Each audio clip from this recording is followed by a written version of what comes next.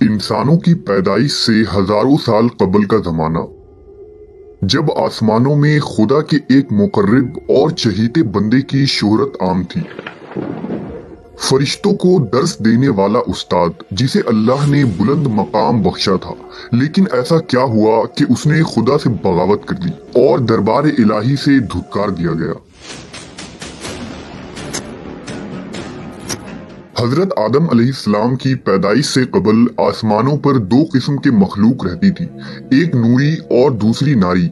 नूरी मखलूक नूर से पैदा किए गए थे, जिसे मलाइका या फरिश्ता कहा जाता है।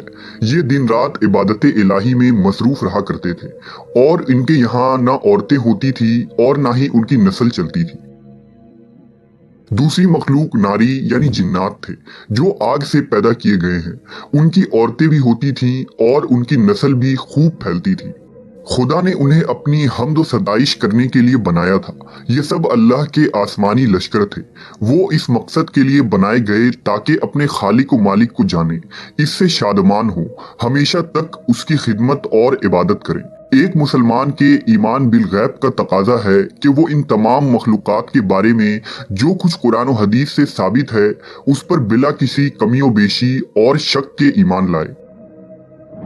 उन्हीं मखलूक में एक मुअज़्ज़िज़ हस्ती अज़ाज़ील था। अज़ाज़ील का मतलब है खुदा का अजीज। उसे अल्लाह ने दहकते हुए आग के शोलों से पैदा किया था। हजरत आदम अलैहिस्सलाम की पैदाइश से 144,000 साल पहले समूम जिन्नात की पैदाइश हुई। ये जिन्नात का बाबाए आदम था। समूम जिन को जमीन पर भेज दिया गया, जहां 300 साल गुजरने के बाद जमीन पर उसे अपनी नस्ल की जिन मुखालिफ मिली, जिससे उसने शादी कर ली और वक्त गुजरने के साथ कसीर तादाद में उसकी औलादें हुई। इब्तदा में तो ये कौम जिन्नात अल्लाह के फर्मा बरदार और इताअत गुजार थे, लेकिन बहुत जल्द ये सरकश और नाफरमान हो गए। जब उनकी बदआमालियों की हद पार हो गई तो कसीर तादाद में जिन्नात ने मौत का जायका चखा और वो मर गए। इस दौरान जो नेक जिन्नात थे वो बाकी बच गए और उनकी नस्ल आगे बढ़ी। उन्हीं जिन्नातों में एक मशहूर जिन्नात जिन चलीपा था। चलीपा का चेहरा बब्बर शेर जैसा था। चलीपा निहायत ही कद आवर और बहादुर जिन था। उसकी बीवी का नाम तबलीस था, जिसका चेहरा भेड़िए की मादा की तरह था। वो अपने शौहर की तरह दिलेर और ताकतवर जिन थी। उसकी तमाम कौम पर उसने अपनी धाक बैठा रखी थी और कौम का बच्चा बच्चा चलीपा का एहतराम किया करता था।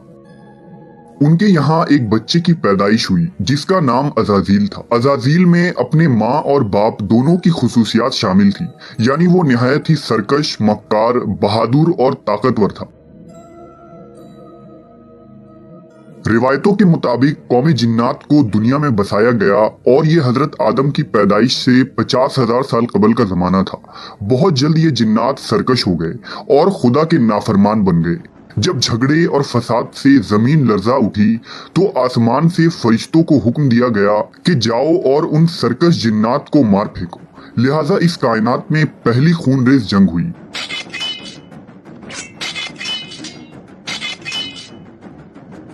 जिसमें अज़ाज़ील के माँ बाप यानी चलीपा और तबलीस ने बड़ी बहादुरी से जंग की, लेकिन फरिश्ते उन पर गालिब आ गए।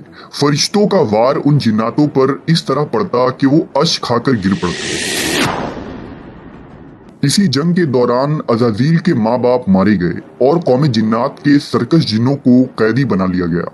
उन कैदियों में शहजादा अज़ाज़ील भी था। फरिश्ते जब उसे बारगाह इलाही में लाए तो उनको हुक्म हुआ कि अज़ाज़ील की बेहतरीन तरबियत करो। चुनांचा फरिश्तों ने अज़ाज़ील की तरबियत बेहतरीन अंदाज से की। इबादत, रियाजत के तरीके और आदाब सिखाए गए। इस तरह वो बहुत जल्द अल्लाह का मुकर्रब तरीन बंदा बन गया।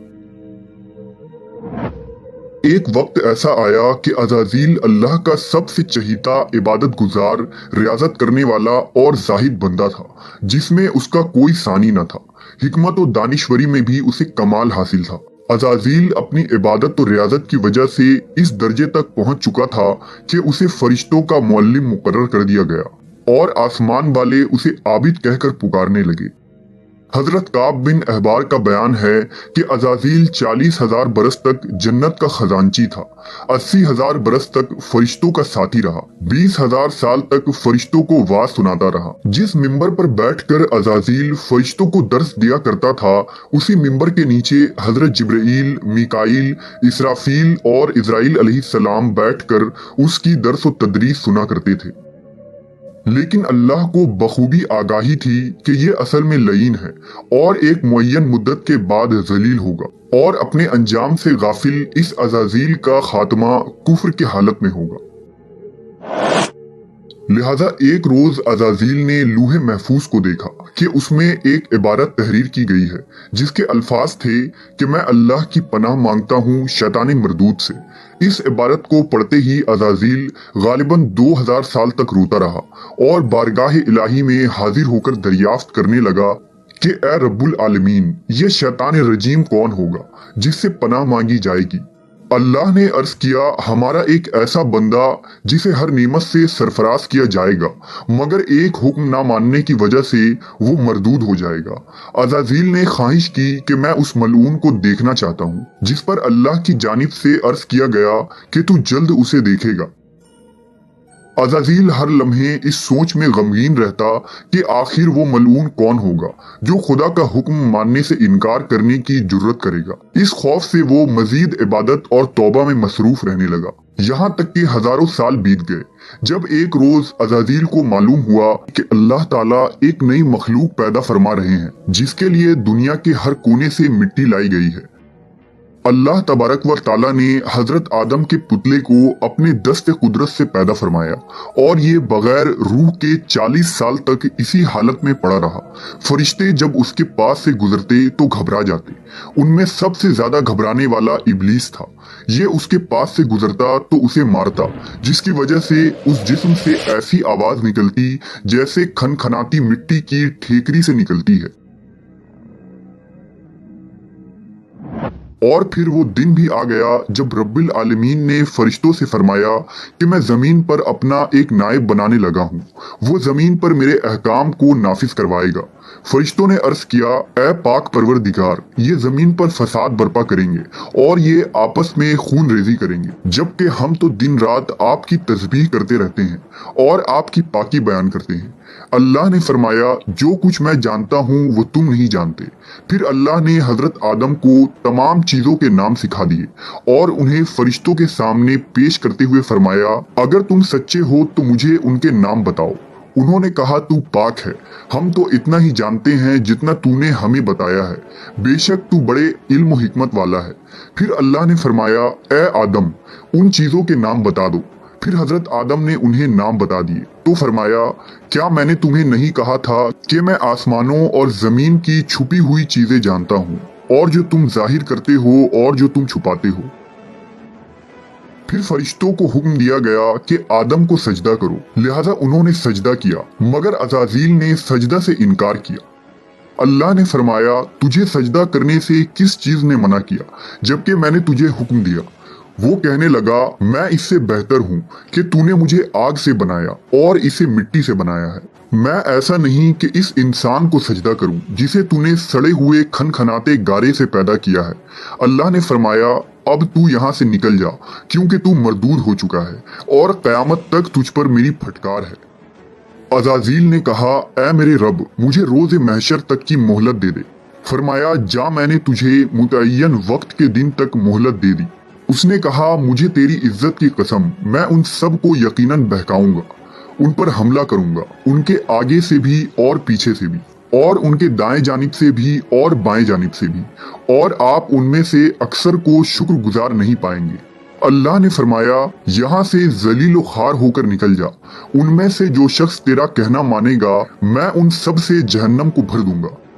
और यूं बारगाह खुदावंदी से धुतकारे जाने के बाद अज़ाज़ील इब्लीस बन गया। अपनी गुरूर तकब्बुर और रौनक की बिना पर उसकी हजारों साल की इबादत और रियाजत ज़ाय हो गई और उसे अर्श से फर्श पर पटक दिया गया।